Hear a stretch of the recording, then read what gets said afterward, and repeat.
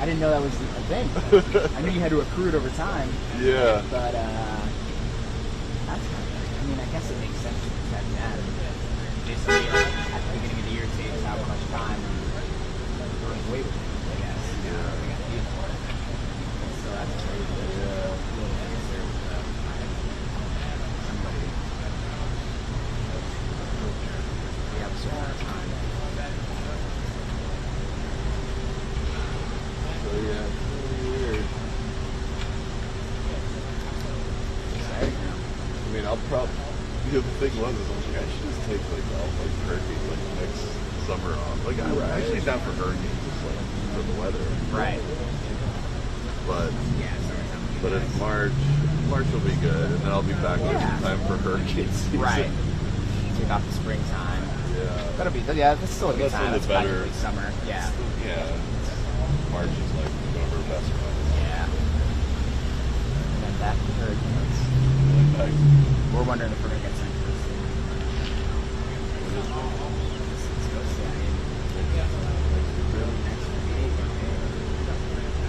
I haven't been paying attention. What's the what was the last one?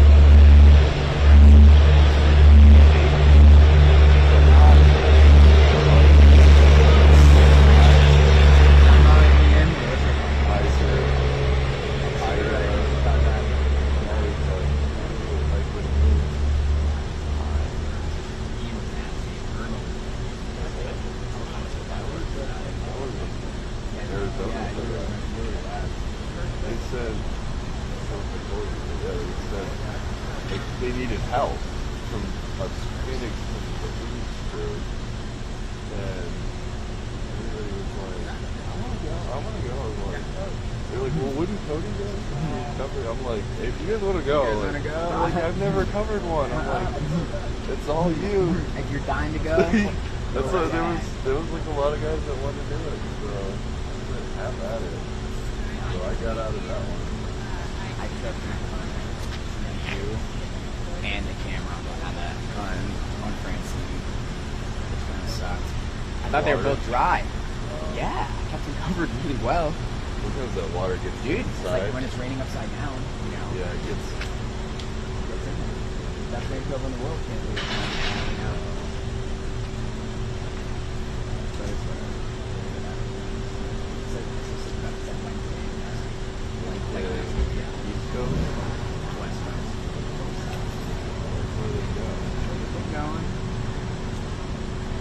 Do they send you up by Panhandle and the Gulf side? I went to Louisiana. Yeah. Before we used to be in the state, and then practice, and then drive. Yeah. That west, and then drive out to it. It's like an hour and a half west of. I had to cover, and then it was like so last minute. Ida. 4 years ago or something like that. It was, go. We just need you to go. So it was like, I was finishing at my shift, trying to flight, got like the first flight out, booked the hotel, but I did it so fast that I forgot. There's a hearing today for the guy that was planning on shooting Trump. Oh, okay. That's all. So, because I was seeing all these guys. Yeah. Nothing too crazy. Okay, you guys Good are morning. good.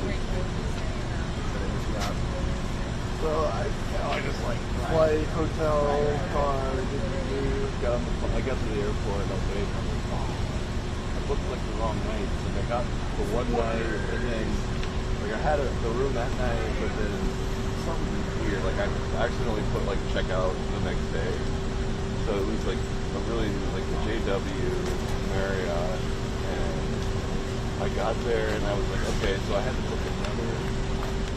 All I could find was like a Holiday Inn or something, and I got so I had to run the night for JW.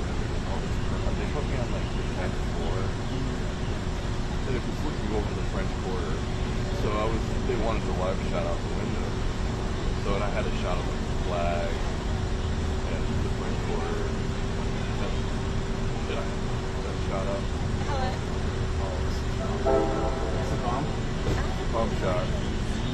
And then I lost power. I was sleeping. I was like, why be up here? 5:30, turn it down, save the battery. Got up the next morning, went to check the elevator. On the 10th floor. No elevator. I've run into that. No elevator. And I called, I got the desk somehow. Like, they said that they had a service elevator that I could use. They were like, getting stuck in it. And so I'm like, alright, it's there. So I got, my stuff, and then I had to take 2 trips down 10 floors, back up, down, back up. It was like 40 floors. Water stairwell? Right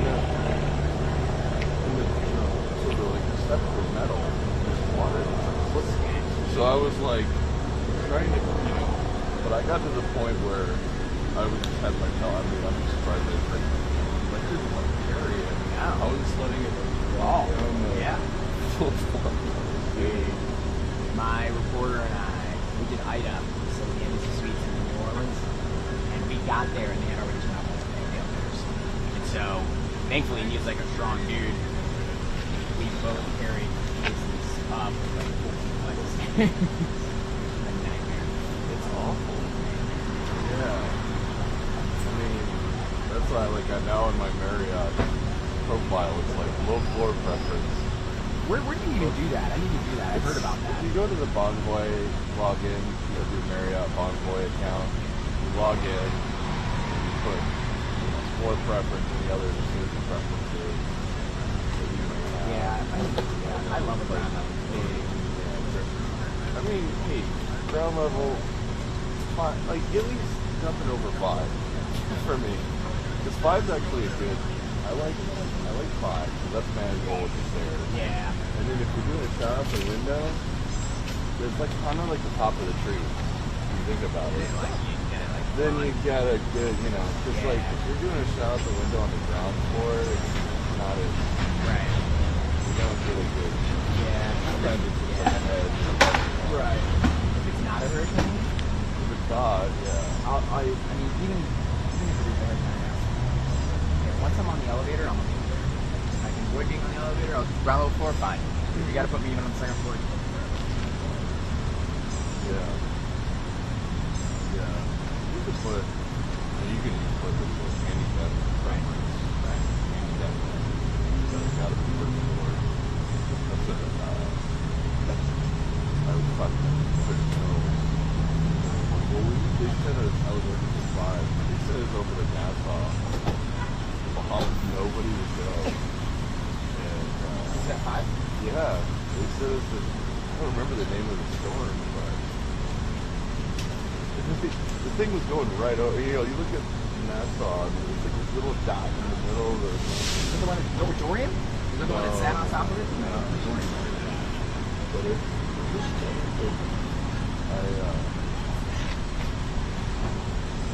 I didn't want to go. Nobody wanted to go. The con was there, con was not going. I was like, he's like, I'm scared of small planes. And I'm like, I'm scared of big hurricanes. And I'm like, dude, it's not like you're flying like a private. Right. It was like a JetBlue what? Like it's a Right. Commercial airline, you're fine. then, so we got on and we started. Charlie. I remember now, yeah. Charlie had never done that before. Is that Matthew? That sounds about right. The one. he was like all excited. Oh yeah, it was the first time I was hurricane. like, oh, we're going to Bahamas. But I don't know. So I talked to Nicole. Cody, I'm desperate. Alright. I pick my hotel and I get 24 hours pay, right? So, Nassau. Got the Atlantis. The big Atlantis resort. Oh, you stayed in it? So we stayed. So it was like, I don't know. No, dude, it's a full-on resort hurricane or not. I loved it. It was so nice. Dude, I remember seeing you guys. You guys had a good Power went out. Well, we were the only network that had. We were the only. Our hotel held power. And we were on this little barrier island on our own little world. All the other networks stayed. like on the other side of the bridge, on the main one. Well, technically, Right. they lost power, so nobody had a shot. And Charlie and I are in my room, like, weather channel, flipping through all the channels, like, there's my shot, there's my shot. No there's my shot. way. We're the only ones with a shot. And then I got a call from, like, one of our big dogs. But hey, I'm hearing a lot of chatter in the background with what they were saying. Well, because the window was like, the doors to the window were like going. So How I many was cars like, up for you? like 10 probably. Okay, that's Okay. good. The higher up you go. But we man. were like, and then all of a sudden we saw, they had these like statues. One like crashed down and hit my patio and broke the patio, like it had like this big like crown molding, like cement block molding. Yeah, and it just boom. And Charlie and I were just, I'm like, I'm gonna get my case and start loading. And they called, they were like, are you guys okay? We were like, well, the clients are saying they're hearing a lot of behind the scenes stuff. And you guys, I'm gonna unplug the mic. We were like, sorry, life just flashed before my eyes almost. Dude, we weren't supposed to stay in our room. They were supposed to, it's arraignment for Routh, the guy that tried to, I think it's a bump, I don't know exactly what's happening, but.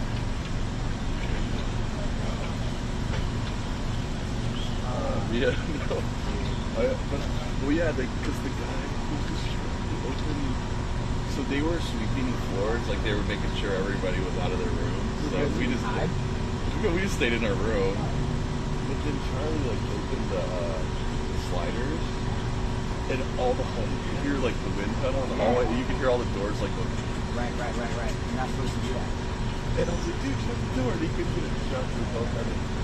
And then so someone knocked on our door and was like, hey, you guys open the door? And they were like, you know you can't be in here. And we were like, well, we have to be in here to do our job. And they said, all right, don't open the door. I didn't see. But yeah, they wanted everybody in the ballroom. So what do we do in the ballroom? So we just did, yeah, we pretty much just did it. And then we like went at, made food for our casino was like the only thing that closed down.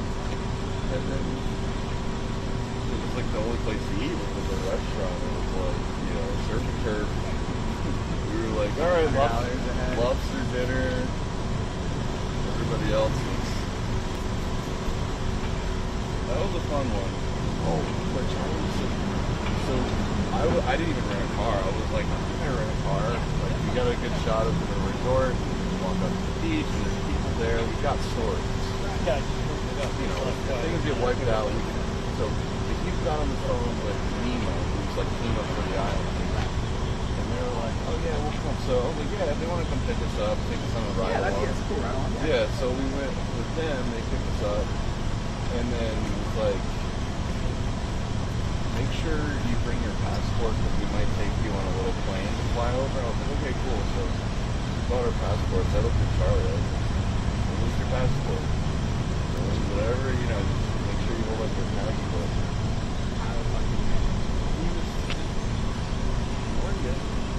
But after that, I should have he was like, I should have stayed, we should have stayed. But they did find it. It was like, it fell out of his bag and there was all kinds of it. I was like, I guess you might be moving to the islands, Charlie. Yeah, very nice. Not that nice. Well,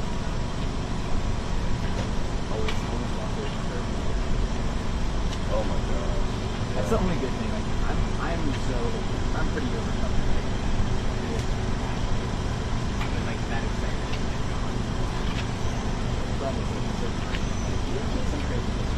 It's fun like this, but it's not fun when you're out and survive that hour.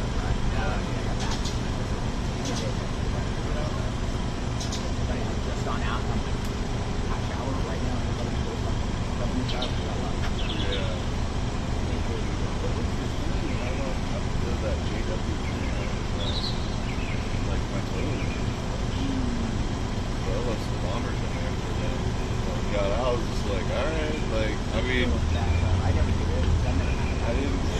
said that the AC would be out. They said the plumbing will still work. We won't have hot water. They said the plumbing, the water was. They should have backup for at least the pumps. But their backup generator failed, and then that's why that thing kept failing. That's probably why the elevator kept.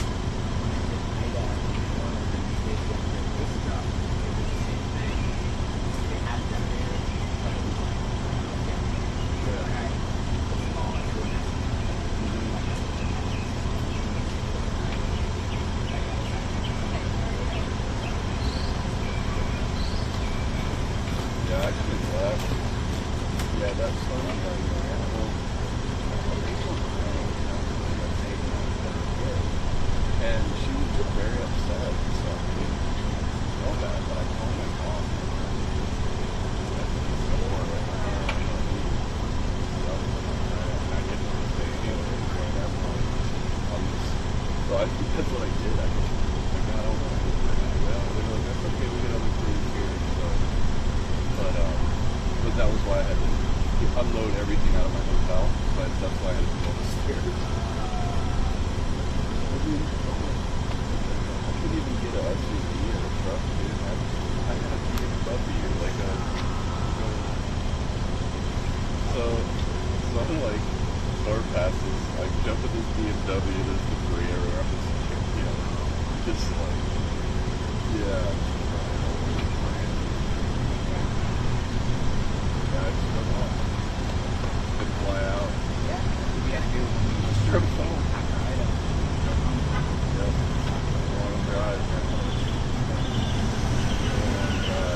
Congressman, if you had just ended with your first statement and said, well, we may have screwed up the perimeter, you could maybe attribute it to ignorance. Layered incompetence always means intent, correct? So I'll give you an example. You're in a mall parking lot, it's 97 degrees, and you leave a kid in there and you close the door. Did they intend to kill the kid? Probably not. But how stupid do you have to be to do that? So in Secret Service training, you're basically taught a ring-based system, but don't think of it as rings. Think of it as a three-dimensional ring, like a bubble with rings. So you got this circle, but it's three-dimensional above and below. In that outer ring, again, this is Secret Service 101, Charlie Brown encyclopedia stuff. This isn't like advanced level PDT, protective detail training. In that outer ring, you have police officers. That outer ring is out to about 1,000 yards, which is about what a really technically proficient sniper can hit. Why was the perimeter set? Again, absolute total incompetence. But then factor in the other things, and I just want to add a few more. How is it that a counter surveillance unit whose actual job is to detect, to counter surveillance, that's what they do. They're the best at what they do. We asked the question during the conversation we had earlier. How is it that they missed this guy roaming around when the police officers, clearly using their good law enforcement instincts, said we've got a problem? The answer is because they weren't there. Is that incompetence, or is that shutting the door in 97 degrees with your kid there going, I just didn't know? How did you not have a roof line 130 yards away secured when you're taught day one in Secret Service training that the effective range of a really quality sniper is out to 1,000 yards? How did you not have a drone? Not only did you not have a drone, again, this is where we get to the shutting the door in 97 degrees and pretending you didn't know. It was offered. They offered you a drone. It's unforgivable. And just think of the rings quickly, and I'll wrap this up. So in the outer ring, you have police officers, you have counter surveillance, and you have a protective intelligence team. Protective intelligence team is trained to go and find threats. They miss them. There's no counter surveillance team. The cops catch it, but because the comms break down, they miss it. In that middle perimeter, you have what they call post standers. Post standers they're not DTD agents. They're field office agents. They're not Donald Trump detail agents. Those guys were not even Secret Service. They were HSI, most of them, who are great guys and were fantastic. But that's not what they do. If you grab me as a former Secret Service guy and said, hey, Dan, can you go do a Homeland Security investigation? No, that's not what I learned. We are training Secret Service agents to do protection so we don't have to use other entities that don't do protection. So that's the middle perimeter. So that breaks down. The inner perimeter, as you just saw, and I'm glad you played that video, Envision that as what we would call the shift, the body guys, right? He's got a shift around him and supervisors.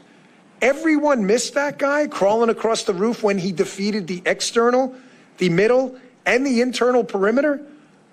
You shut the door in 97 degrees. I'm sorry. Layered intent, layered incompetence like that is absolutely intent. I'll let some of the experts on that subject follow up on that. I think there's probably some more follow up there. I just want to ask one last question, my last minute of time. Mr. Bongino, we talked about this before. I have seen credible information, the extent to which the shooter had significant explosives that were sophisticated beyond that you would expect some 20-year-old just to put together, and that he had sophisticated detonation devices on his person, or a sophisticated detonation device. And importantly, that his digital footprint is completely MIA, that his digital footprint is missing. And that how can a 20-year-old in today's time have no digital footprint? So do you have any thoughts on that, any comments on that? And that'll be my last question. Well, 4 years of doing protective intelligence investigations with the Secret Service, interviewed probably hundreds of people who have credibly threatened our protectees. I've never seen anything like it. If you would have told me it was a 60-year-old guy who had lived most of his life without a computer and for the last 10 years have been planning this, hard to believe but digestible. You're telling me a 20-year-old kid who's grown up in the digital era figured this out when he was, what, 13, to never get an online presence? We've seen nothing. Nothing. We're now 6 weeks in. There's not a Facebook photo. You know, it's incredible. We know every single thing about these shooting incidents when there's a political narrative to be had by the media and the other side. We do. You know who their high school girlfriend was. Sadly, you know everything about these people. We know nothing about this guy. And sophisticated explosives, we have this massive law enforcement bureaucracy. No one's got him with an online search history at a library saying, how do I build this? He's 20 years old. It just defies logic. I can tell you, again, 4 years doing these exact investigations, never, ever seen or heard anything like this in my life. Well, we could go on that. I know some of my other my colleagues might want to do that as well. But I want to get to one last point, and that before I run out of time, and that is another failure. I think everybody here is probably, everybody up in this group anyway, has been with a president or a protectee, and there's been some kind of security hold. I mean, we've just stopped, and you say you're going to hold. Why was there no security hold put on Trump at any time if you had some kind of individual? I mean, that Ben, as Mr. Schaefer has described, actually did arise to a threat level. Why was there no security hold put on President Trump? Why was he allowed to go on the stage? Why wasn't he taken down? Why didn't we see a pause? That for me? Yeah, Dan.